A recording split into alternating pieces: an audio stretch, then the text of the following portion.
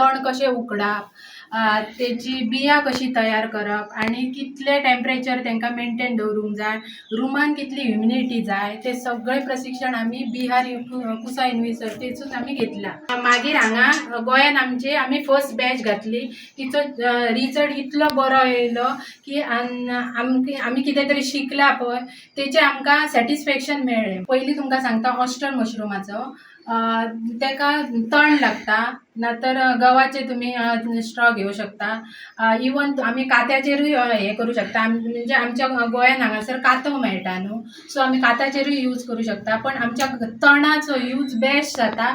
ते तण घेवन आमी ती पयलीं 65% आमी उकडप, ते बॉयलींग करप, बॉयलींग केल्या उपरांत मातशें 2 वरां तांकां न्हिवोवपाक ते रावप। मागीर तेची लेयरींग मेथड आमी जी दाखयल्या पळय ती लेयरींग मेथड आमी करता आनी 20 days लागता ताका प्रोसेस जा।